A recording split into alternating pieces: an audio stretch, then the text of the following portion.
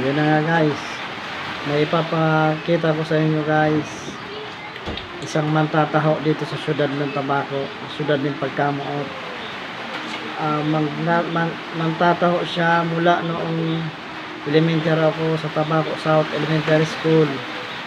Marami siyang kasabay nagtitinda ng taho, pero siya na lang yung nakikita kong sa taon na 2024 nagtitinda pa rin siya ng taho. Nagsimula siya magtinda nung nakita ko na siya 2004 nung elementary ako sa South. Hindi ko alam kung anong taon siya nagsimula kasi nag-grade 1 ako sa South. Nagtitinda na talaga siya ng taho. So, shoutout sa mga batch 2004 na graduate sa Tabaco South Elementary School. Comment kayo dito kung nakikilala nyo itong taon na to. Alam ko taga Santo Cristo to. Ay, nakausap ko siya, marami na siyang napatapos na yung mga anak niya sa pag-eskwela. Lahat may trabaho na, may kanya-kanyang pamilya na, pero nagtitinda pa rin siya. Ganon ang Pinoy. Masipag kahit 60 na nagtatrabaho pa rin. So, depende rin sa mga anak. Meron din kasing mga anak na pag tumanda na yung magulang nila, pag wala na sila kapatid na nag-aaral, ayaw na ng mga anak pagtrabahuin yung kanilang ama at saka ina. Kasi wala naman silang tutustusan eh. At saka kung pagkain lang ng mga magulang natin, yung kompleto pang magulang natin, katulad sa akin, kompleto pa yung mama, papa ko.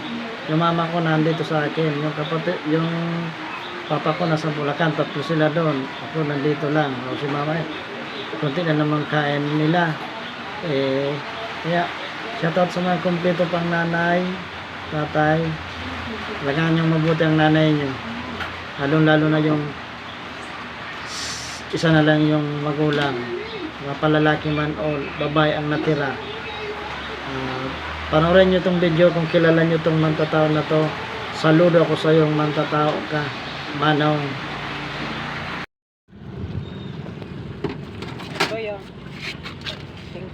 Ito masarap man lang sa kain eh.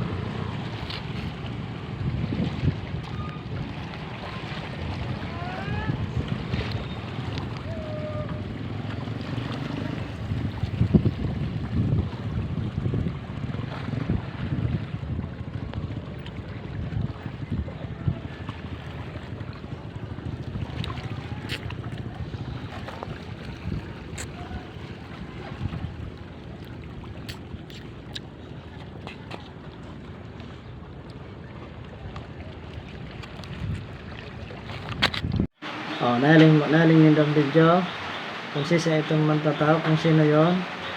Yung tao niya di nagbabago yung lasa, ganun pa rin at di rin siya tumatanda. Kung anong itsura niya noon yung mga taon na 2004, 2024 na ngayon, ganun pa rin itsura niya, ganun pa rin siya kalakas. Ayan, salamat sa panonood mga guys.